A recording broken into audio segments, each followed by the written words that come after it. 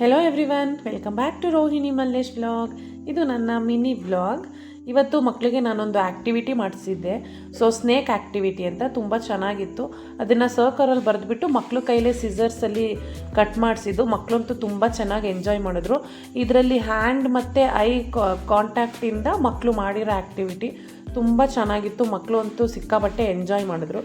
ಅದನ್ನು ಮುಗಿಸ್ಕೊಂಡು ನಾನು ಮನೆಗೆ ಬಂದೆ. ಮೀಶೋಯಿಂದ ನಾನು 2 ಸ್ಟ್ರೈಟ್ ಪ್ಯಾಂಟ್ ಹೇಗಿದೆ ಅಂತ ಚೆಕ್ ಮಾಡಬೇಕಲ್ಲ, ಅದನ್ನು ಓಪನ್ ಮಾಡಿ ಚೆಕ್ ಮಾಡಿದೆ. ಬಟ್ಟೆ ತುಂಬ ಚೆನ್ನಾಗಿತ್ತು, ಕ್ವಾಲಿಟಿನೂ ಇತ್ತು, ಅಂದರೆ ಮಂದಾಗಿತ್ತು. ಓಕೆ, ನನಗೆ ಇಷ್ಟ ಆಯಿತು. ಆಮೇಲೆ ಕಬೋರ್ಡ್ ಬೇರೆ ಆರ್ಡರ್ ಮಾಡಿದ್ವಲ್ಲ, ಅವ್ರ ಮನೆಗೆ ಇವತ್ತು ತೊಗೊಂಬಂದು ಡೆಲಿವರಿ ಕೊಟ್ಟರು.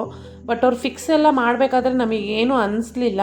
ಬಟ್ ಫಿಟ್ಟಿಂಗ್ ಮಾಡಿ ಯಾವಾಗ ಅವ್ರು ನಿಲ್ಲಿಸಿದ್ರು ಅವಾಗ ನೋಡಿದ್ರೆ ಅರ್ಧ ಅಡಿ ಕಮ್ಮಿ ಬಂದಿದೆ. ನಾವು ಆರ್ಡರ್ ಮಾಡಿದ್ದು 6.5 ಅಡಿ, ಅವನು ತೊಗೊಂಬಂದು ಕೊಟ್ಟಿದ್ದು 6 ಅಡಿ.